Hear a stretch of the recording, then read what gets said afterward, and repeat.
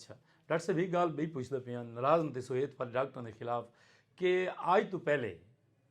पुराने वेलों ਦੇ ਵਿੱਚ ऑपरेशन ਦਾ ਕਨਸੈਪਟ ਹੀ क्यों नहीं सी सेक्शन ਦਾ ਹੁਣ ਕਾਮਨ ਕਿਉਂ थी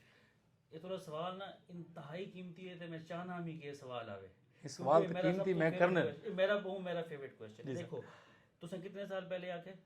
कम से कम आज तो 20-25 साल पहले वञो 10 साल पिछा लगे वञो 20-25 साल बहुत पिछा थी वैसे 10 साल पहले सिजेरियन दा जेड़ी रेशो है बहुत घट है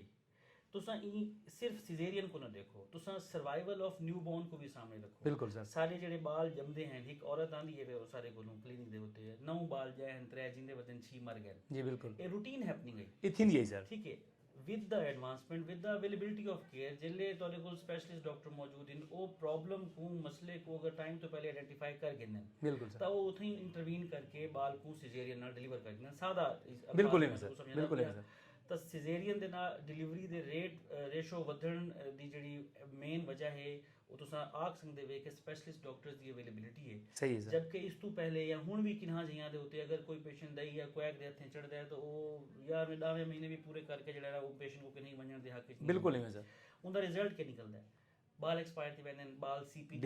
ਅੱਜ ਦੇ ਜ਼ਮਾਨੇ ਦੇ ਵਿੱਚ ਤੁਹਾਨੂੰ ਸੀਪੀ ਬਾਲ ਜਾਂ ਕਿਸੇ ਵੀ ਫੈਮਿਲੀ ਦੀ ਬਾਲ ਦੀ ਐਕਸਪਾਇਰੀ ਬਹੁਤ ਘੱਟ ਹੈ ਮਿਨੀਮਮ ਬਹੁਤ ਘੱਟ ਦਿਸੀ ਤੇ ਅਗਰ ਕਿਤੇ ਇਹ ਜਾਂ ਕੋਈ ਮਸਲਾ ਥੀ ਵੈਂਦੇ ਉੱਥੇ ਡਾਕਟਰ ਕੋ ਵੀ ਜਾਣ ਦੇ ਲਾਲੇ ਪੈ ਵੈਂਦੇ ਤੇ ਬਾਕੀ ਵੀ ਜਿਹੜੀ ਟੀਮ ਹੈ ਉਹਨਾਂ ਕੋਈ ਪ੍ਰੋਬਲਮ ਕਿ ਅਸਾਂ ਇਹ ਜਸਟੀਫਾਈ ਕਿਵੇਂ ਕਰੇ ਸੂ ਕਿ ਬਾਲ ਕਿਉਂ ਐਕਸਪਾਇਰ ਥੀ ਹੈ ਸੋ ਸਿਜ਼ੇਰੀਅਨ ਡਿਲੀਵਰੀ ਦੀ ਰੇਸ਼ੋ ਜ਼ਾਹਿਰੀ ਗੱਲ ਹੈ ਵਧੀ ਹੈ ਮੈਂ ਐਗਰੀ ਕਰਦਾ ਇਹਦੇ ਨਾਲ ਲੇਕਿਨ ਇਹਦੇ ਨਾਲ ਬਾਲਾਂ ਦਾ ਸਰਵਾਈਵਲ ਰੇਟ ਵੀ ਵਧਿਆ ਸਾਡੀ ਨਿਓਨੇਟਲ ਮੋਰਟੈਲਿਟੀ ਰੇਟ ਕਾਫੀ ਹੱਦ ਤੱਕ ਇੰਪਰੂਵਡ ਹੈ ਦੋ अगरचे असां दुनिया के मुकाबले बहुत पिछा वधे हैं लेकिन अगर असां अपने न्यूनेटल मोर्टेलिटी रेट को 10 साल नाल कंपेयर करूँ पिछले नाल तो बहुत बेहतर थी गए क्योंकि इन सर्विसिज की अवेलेबिलिटी पैरीफरी दे विच भी बहुत एडवांस थी गई है सही तुसां क्या समझदे वे कि सिजेरियन वाला मैथड नॉर्मल डिलीवरी को बेहतर है सिजेरियन वाला मैथड नॉर्मल डिलीवरी को बेहतर उन वेले है जेड़े वेले बाल या मां खुदा ना खास्ता कहें एजिंग कंडीशन का शिकार